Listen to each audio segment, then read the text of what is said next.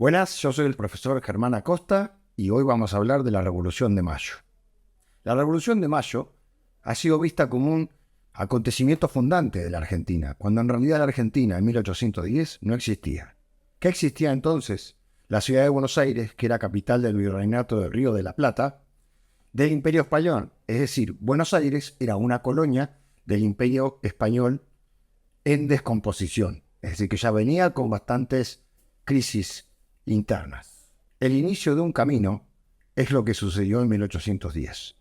¿Cómo es esto? Bien,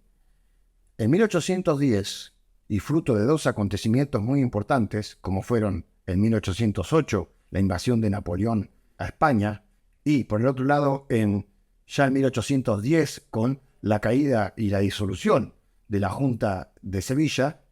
Al disolverse la Junta de Sevilla, el virrey Cisneros, que gobernaba en Buenos Aires, ya no era el delegado de un rey, porque el rey estaba cautivo. Por lo tanto, lo que intentó hacer es armar un gobierno con la nueva situación el 22 de mayo.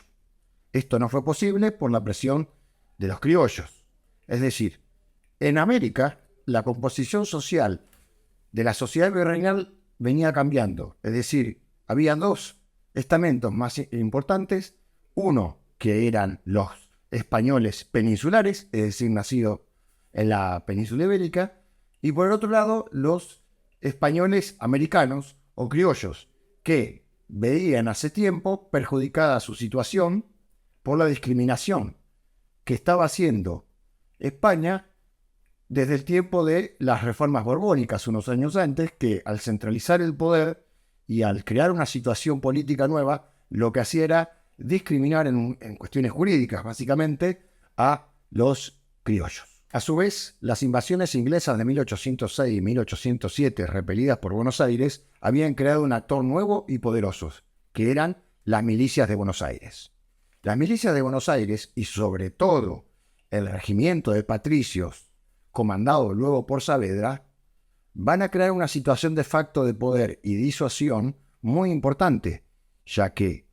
cuando se dé el cabildo el 22 de mayo y sobre todo ya para el 24 y el 25, el poder de estas milicias van a desencantar la decisión final de formar una junta nueva de gobierno autónoma, no en contra del rey, pero sí con una situación nueva donde los criollos van a ser importantes, Saavedra por el lado de los moderados y los más radicales, Moreno y Castelli. Entonces, la Revolución de Mayo y la formación de la primera junta de gobierno en 1810 lo que nos muestra es el inicio de un camino revolucionario y de un proceso que va a durar al menos 10 años, hasta la caída del directorio en 1820, donde hay dos cuestiones fundamentales que pasan. Por un lado, la construcción de un orden político republicano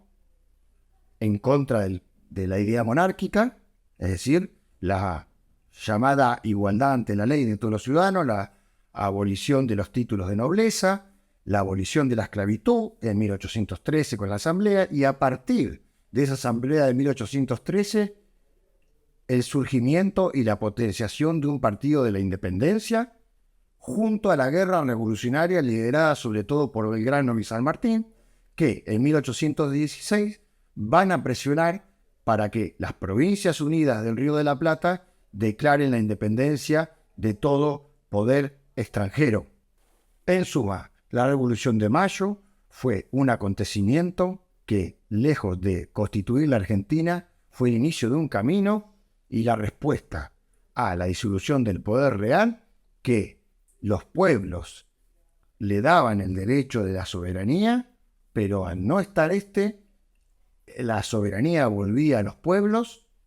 y entonces había que crear un orden político nuevo. La Revolución de Mayo es un inicio de un camino